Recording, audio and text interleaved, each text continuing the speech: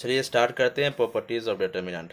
देखिएगा यहाँ पे किसी भी डिटर्मिनेंट में अगर हम रो के एलिमेंट को, इसको R1 बोलते हैं, इसको R2, इसको R3, अगर हम R1 को पहला कॉलम लिख दें, R2 को दूसरा कॉलम लिख दें, R3 को तीसरा कॉलम लिख दें, यानी रो के एलिमेंट को अगर कॉलम में लिख दिया जाए तो उसका आंसर चेंज नहीं करता है, आंसर सेम रहता है।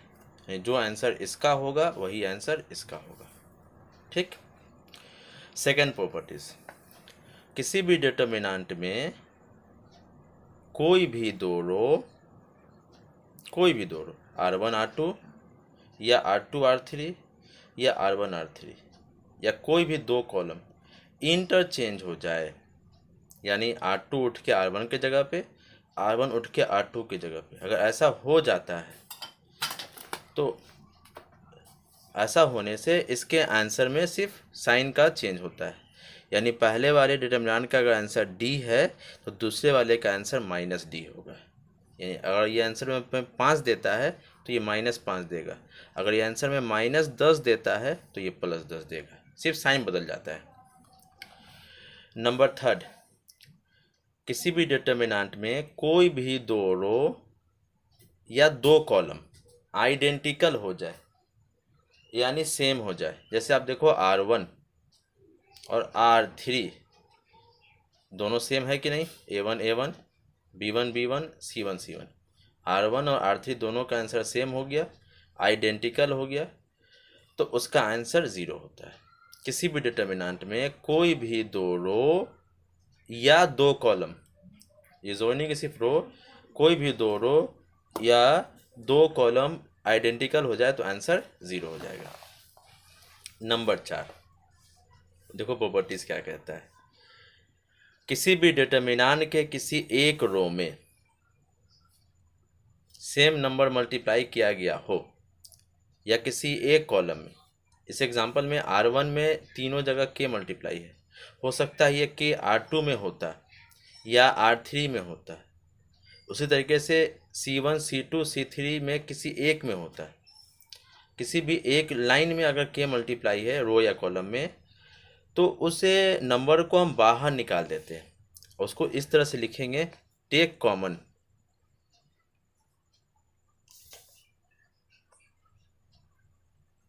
क्या कॉमन निकाल रहे हैं, के, किससे निकाल रहे हैं, कहाँ है ये, तो R1 में, तो टेक कॉमन के फ्रॉम R1, R1 से के बाहर निकाल देते हैं। अब जब R1 से के बाहर निकालेंगे तो यहाँ मिलेगा A1 B1 C1, A2 B2 C2, A3 B3 C3, बिल्कुल ये वाला, तो इसका आंसर तो डी है। तो जैसे ही के बाहर निकालेंगे बिल्कुल इसको मैच कराएगा और इसका आंसर डी है तो इसका आंसर भी डी हो जाएगा, तो D1 बराबर KD। बात को बुझे, बड़ा ही आसान है। किसी भी एक लाइन में अगर सेम नंबर मल्टीप्लाई कर रहा है उस नंबर को बाहर कॉमन निकाल देते हैं और लिख कर निकालते हैं। अगर R2 में यहाँ A होता, यहाँ भी A होता, यहाँ भी A होता, तो लिखते हैं take common A from R2 और A को बाहर निकाल देते हैं। ठीक।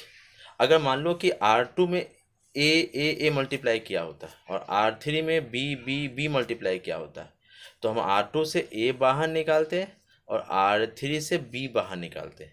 उस वक्त क्या लिखते हैं, take common A and B, A और B दोनों निकाल रहे हैं, फ्रॉम A निकाल रहे हैं R2 से और B निकाल रहे हैं R3 से, तो फ्रॉम R2 एंड R3। बात को बुझे। फिफ्थ नंबर प्रॉपर्टीज देखो क्या कहता है, यूज़ होता है ये अच्छे खासे क्वेश्चन में। किसी भी डिटर्मिनेंट में अगर किसी एक लाइन में दो एलिमेंट प्लस में हो या माइनस में हो, किसी एक रो में या किसी एक कॉलम में, किसी एक रो में या किसी एक कॉलम में अगर, एक सेकेंड, अगर प्लस में हो या माइनस में हो तो वो दो अलग अलग डिटर्मिनेंट में बढ़ जाता है। पहले वाले डिटर्मिनेंट में जहाँ प्लस में था उसका पहले वाला एलिमेंट A1 B1 C1 लिखेंगे यहाँ पे, दूसरे वाले में दूसरा एलिमेंट MNP यानी प्लस की या माइनस के बाद वाला एलिमेंट को यहाँ लिखेंगे। ठीक। अब बाकी जो एलिमेंट है वो दोनों में छप जाएगा। ऐसा करने से कोई फ़र्क नहीं पड़ता, यानी आप इसको अलग से सॉल्व कर लो, इन दोनों को सॉल्व करके सम करोगे तो आंसर दोनों का सेम रहेगा, चेंज नहीं करेगा। बात को बुझे? चलिए क्वेश्चन नंबर प्रॉपर्टीज नंबर 6 की बात करते हैं। देखिए क्या कहता है। इन्वर्स मैट्रिसेस उम्मीद करते हैं तुम लोग बनाए होंगे। इन्वर्स मैट्रिसेस में इसको R1 बोलते हैं, इसको R2 बोलते हैं, इसको R3, यानी ये पहला रो है तो R1, ये दूसरा रो है तो R2 और ये तीसरा रो है तो R3। तो किसी भी रो में, जैसे R1 में किसी दूसरे रो को, R2 को या R3 को किसी भी नंबर से मल्टीप्लाई करके जोड़ या घटा सकते हैं। ऐसा काहे करते हैं? ताकि उसका एलिमेंट बदल जाए। अगर हमको यहाँ मन करता है कि इसका एलिमेंट चेंज करना है, हटा देना है, यहाँ पे कुछ और लेके आना है, तो इसको हटाने के लिए या तो ये आएगा या तो ये जाएगा। तो ये है R1 में, अगर हम इसको ले जा रहे हैं तो R2 को ले जा रहे हैं। जैसे मान लो यहाँ 4 होता और यहाँ 2 होता, हमको यहाँ 0 चाहिए, तो इस 2 में 2 से गुना करके यहाँ घटा देंगे तो यहाँ 0 आ जाएगा। तो R1 में माइनस कर देंगे R2 को 2 से मल्टीप्लाई करके। इन्वर्स में ये काम कर चुके हैं हम लोग। तो ऐसा काम डिटरमिनेंट में पूरे तरीके से किया जाएगा। और एक बात और, इन्वर्स में पूरे क्वेश्चन में हम लोग रो का इस्तेमाल करते थे। डिटरमिनेंट के अंदर एक ही सवाल में रो और कॉलम दोनों इस्तेमाल हो सकता है, यानी कि आप रो के एलिमेंट को भी चेंज कर सकते हो और कॉलम के एलिमेंट को भी चेंज कर सकते हो। बुझे बात को? आपको क्वेश्चन देख के समझ में आ जाएगा।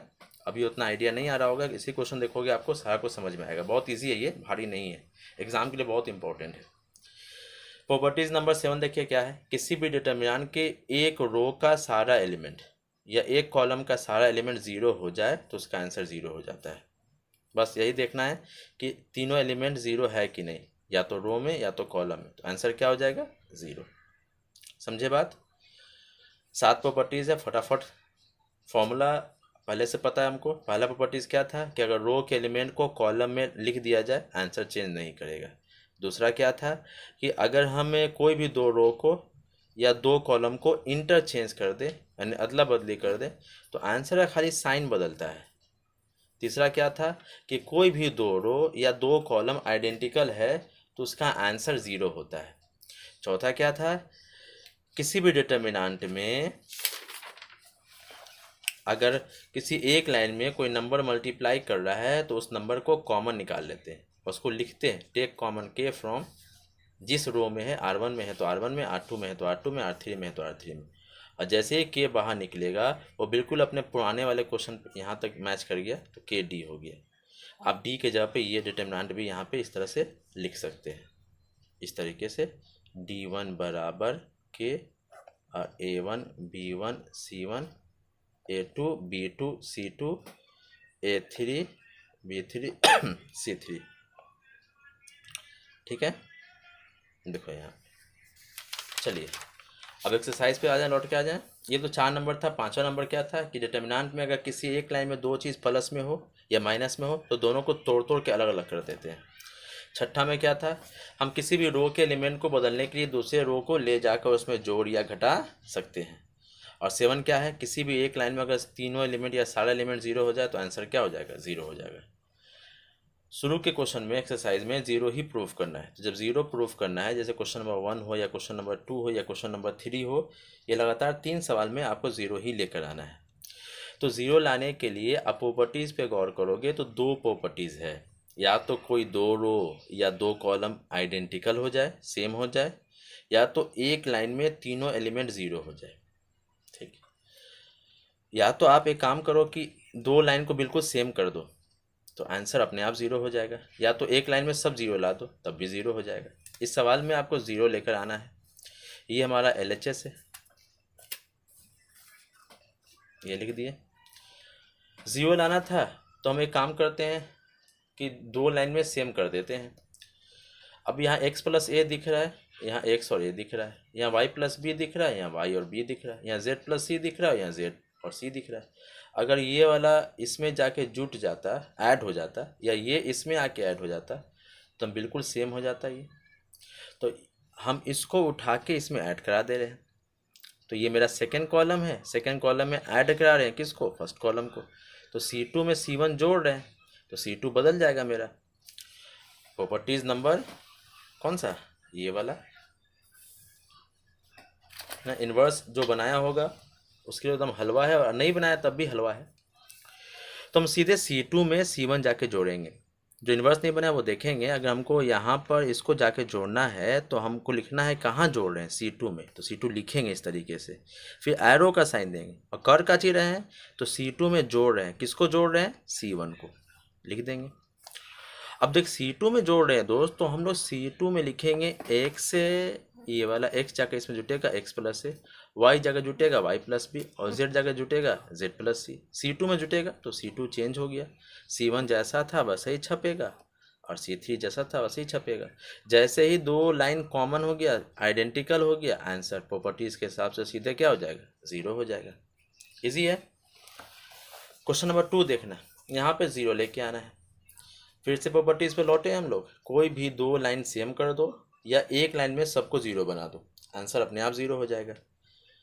यहाँ पे दो लाइन को सेम करना मुश्किल है, नामुमकिन तो नहीं होता है पर कुछ, लेकिन मुश्किल है। एक काम करते हैं कि हम तीनों एलिमेंट को 0 कर देते हैं, वो होता हुआ दिख रहा है। अगर हम इन तीनों को इकट्ठा जोड़ें तो -b + b कट जाएगा, -c + c कट जाएगा, और a कट जाएगा। तो जब सब कट गया तो क्या बचता है, 0 बचता है। लेकिन वो कब हो रहा है, जब तीनों को जोड़ा जा रहा है। तो एक काम करते हैं, एक जगह जोड़ेंगे, या तो R1 में, या तो R2 में, या तो R3 में। तो R1 में ही जोड़ दे रहे हैं, किसको, R2 को और R3 को। जब इसमें जोड़ेंगे तो यही एलिमेंट चेंज होगा, तो R1 चेंज होगा, लिखेंगे कैसे चेंज हो रहा है। तो R1 में R2 हम लोग जोड़ रहे हैं। अब चलिए जोड़ते हैं, b और b कट जाएगा, c और -c कट जाएगा, a और -a कट जाएगा, तो 0 आएगा। वैसा ही ये कटेगा और ये कटेगा, 0 आएगा। अब देखो a और -a कट जाएगा, b और -b कट जाएगा, और c और -c कट जाएगा, यहाँ भी 0 आ गया। डिटर्मिनेंट की किसी भी एक लाइन में अगर तीनों एलिमेंट 0 हो जाए तो आप डिटर्मिनेंट का आंसर सीधे क्या लिखोगे, 0। कोई दिक्कत। चलिए अब क्वेश्चन नंबर 3 में भी 0 लेके आना है। फिर से घूम फिर के प्रॉपर्टी से पहुंचेंगे, कोई भी दो लाइन को सेम कर दो, या तो एक लाइन के सब एलिमेंट को 0 बना दो। तो यहाँ 2 3 5 है, यहाँ 7 8 9 है, यहाँ इतना इतना इतना है। अब थोड़ा सोच के देखो, अभी तो कोई सेम है नहीं, सेम किया जा सकता है अगर थोड़ा दिमाग खर्च करे तो। 65 के नज़दीक दो में तो बहुत बड़ा नंबर मल्टीप्लाई करना पड़ेगा, 7 थोड़ा बड़ा नंबर है। तो 65 के नज़दीक 7 से क्या 65 कटता है, नहीं कटता है। तो क्या 65 के नज़दीक 7 में कोई नंबर आता है, आता है 63, जो 65 के नज़दीक है। कब आता है, जब 9 से मल्टीप्लाई होगा, 9 7 जा 63। सिमिलरली 75 के नज़दीक 8 में कोई नंबर आता है, आता है 72। कब, जब 9 से मल्टीप्लाई करेंगे। 86 के नज़दीक 9 में कोई नंबर, 81 और 90 दोनों। 81 कब आएगा, जब 9 से मल्टीप्लाई करेंगे। तो क्या पता चला कि अगर इन तीनों को 9 से मल्टीप्लाई कर दे तो इसके नज़दीक का नंबर मिलेगा। तो हम C2 में 9 से मल्टीप्लाई कर देंगे और जाकर सीधे इसमें घटा देते हैं। जैसे ही घटाते हैं तो चेंज होगा C3 हमारा, तो C3 चेंज होगा। कैसे हो रहा है, तो C3 में माइनस हो रहा है। कौन माइनस हो रहा है, तो C2 माइनस हो रहा है, क्या करके, 9 से मल्टीप्लाई करके। चलिए, तो जब C3 चेंज हो रहा है तो C1 C2 तो छपेगा। अब 9 7 जा 63, घटाओ 2 मिलेगा, 72 घटाओ 3 मिलेगा, 81 घटाओ 5 मिलेगा। जैसे ही घटाएं ये C3 और C1 आइडेंटिकल हो गया। जब दो कॉलम आइडेंटिकल हो जाए तो प्रॉपर्टी क्या कहता है, आंसर 0 होगा। बुझे बात को। चलो अब क्वेश्चन नंबर 4, ये लिखा है, यहाँ भी 0 लेके आना है। फिर घूम फिर के वहीं पहुँच गए हम लोग। 0 लेके आना है तो कोई दो लाइन को सेम करो, या तो एक जगह तीनों 0 बना दो। तो इसमें और इसमें तो थोड़ा सिंपल वे है, तो इसमें कुछ करने में बनेगा नहीं, लेकिन यहाँ थोड़ा सा कुछ किया जा सकता है। तो पहले हम एक काम करते हैं, a को b से और a को c से मल्टीप्लाई कर देते हैं। वैसे ही b को इन दोनों से मल्टीप्लाई कर देते हैं और c को इन दोनों से मल्टीप्लाई कर देते हैं। ठीक, अब जैसे ही मल्टीप्लाई करेंगे थोड़ा सा बुद्धि को दौड़ाएंगे, अगर है तब। ए बी और ए सी है ना यहाँ पे, और यहाँ बी सी है। यहाँ भी देखेंगे ए बी बी सी और ए सी है। यहाँ भी देखेंगे B C A C A B है। कुल मिला के अगर इसको और इसको देखा जाए तो तीनों को इकट्ठा देखो तो तीनों जगह सेम हो गया, लेकिन इकट्ठा देखने के लिए इकट्ठा करना पड़ेगा। तो चलो इसको उठा कर जाके इसमें जोड़ देते हैं, जैसे ही जोड़ेंगे इकट्ठा हो जाएगा। तो C2 गया ऐड होने के लिए किसके पास, C3 के पास। तो C3 बदल गया कब, जब C3 में C2 ऐड कर रहे हैं। तो भैया C3 बदल रहा है ना, तो C1 और C2 तो छपेगा। अब क्या करेंगे, इसको ले जाके इसमें ऐड करेंगे AB plus BC plus AC। अब यहाँ AB plus BC plus AC और यहाँ AB plus BC plus AC यहाँ आ गया। अब गौर से देखो, इस डिटर्मिनेंट में C3 में तीनों जगह सेम एलिमेंट है। प्रॉपर्टीज़ पढ़े थे ना हम लोग कि अगर सेम एलिमेंट तीनों यानी किसी एक लाइन में दिखे या एक रो या एक कॉलम में, तो उसको कॉमन निकाल लेते हैं के वाला। तो कॉमन निकालेंगे AB plus BC plus AC, तो लिखना भी पड़ता है take common AB plus BC plus AC किससे, तो फ्रॉम C3 से। तो फ्रॉम C3। अब जैसे ही कॉमन निकालेंगे, चलिए बोलने का भी ज़रूरत नहीं पड़ेगा, कॉमन निकालेंगे, दो लाइन बिल्कुल सेम आ गया, आंसर सीधा 0, 0 इंटू समथिंग 0, क्वेश्चन ख़त्म। चलिए नंबर 5 की बात करें, यहाँ से थोड़ा सवाल बदलता है। इतना बराबर इतना लेके आना है, अब 0 लेके नहीं आना है, 2 इंटू समथिंग लेके आना है। गौर से देखो, यहाँ सारा एलिमेंट डबल डबल है, यहाँ सारा सिंगल सिंगल है। तो कुछ ऐसा करें कि सिंगल सिंगल हो जाए। तो बड़ा से छोटा करने के लिए दो ही उपाय होता है, या तो माइनस करते हैं या तो डिवाइड करते हैं। तो पहले माइनस पे ही दिमाग लगाते हैं। अगर हम R1 में R2 माइनस कर दे तो CSC कटने वाला है। तो चलो R1 में R2 करा देते हैं, तो R1 बदल रहा है। तो R1 बदल रहा है कब, जब R1 में R2 घट रहा है। जैसे ही CSC घटेगा B माइनस A आ जाएगा, R कटेगा Q माइनस P हो जाएगा, और Z कटेगा Y माइनस X हो जाएगा। ऐसा करने से फ़ायदा क्या हुआ, डबल था डबल ही रह गया, लेकिन दोनों में अंतर है, वहाँ प्लस था और यहाँ माइनस है। तो माइनस वाले को सॉल्व कर, माइनस से छोटा करना ज़्यादा आसान है। अब ढूंढेंगे कि AB यहाँ है, तो AB इसके नीचे कहीं है। उसी तरीके से PQ भी इसके नीचे है और XY भी इसके नीचे है, तो ये तीनों R3 में ही है। तो R3 को अगर ले जाकर यहाँ जोड़ दें तो माइनस और प्लस कट जाता है। तो R1 में जोड़ रहे हैं R3 को, तो R1 चेंज होगा। अब A और A कट जाएगा, B और P 2B हो जाएगा, P और P कट जाएगा, Q और Q 2Q हो जाएगा, X और X कट जाएगा, Y और Y 2Y हो जाएगा। अब बाकी R2 R3 छाप देंगे, छाप दिए। अब देखो यार, यहाँ पे R1 में तीनों जगह 2 है, तो फिर से 2 बाहर निकालते हैं ना। तो टेक कॉमन 2 किससे, R1 से, 2 बाहर निकल गया। अब ये तीनों अकेला हो गया। अब हम नीचे ढूंढेंगे कहीं BQY दिख रहा है कि नहीं दिख रहा है। तो इसमें BQY तो है नहीं, लेकिन यहाँ B है, यहाँ Q है, यहाँ Y है। यानी अगर ये उठ के जाके इसमें माइनस हो जाए तो ये अपने वाले को लेके भाग जाएगा, तो बचेगा A P और X। तो R3 में माइनस करेंगे किसको, R1 को। चलिए, तो R3 में माइनस कर रहे हैं हम लोग R1 को, तो यहाँ मिलेगा BQY, R1 का R1 छपा रहेगा, R2 छपा रहेगा। अब आप B लेके भाग गया तो A बचा, Q लेके भाग गया P बचा, Y लेके भाग गया तो X बचा। आप पेज पलट के देख सकते हो, यहाँ से B भाग गया तो A, Q भाग गया तो P और Y भाग गया तो X। चलिए, अब जैसे ये हो गया तो फिर नीचे भी अकेला हो गया।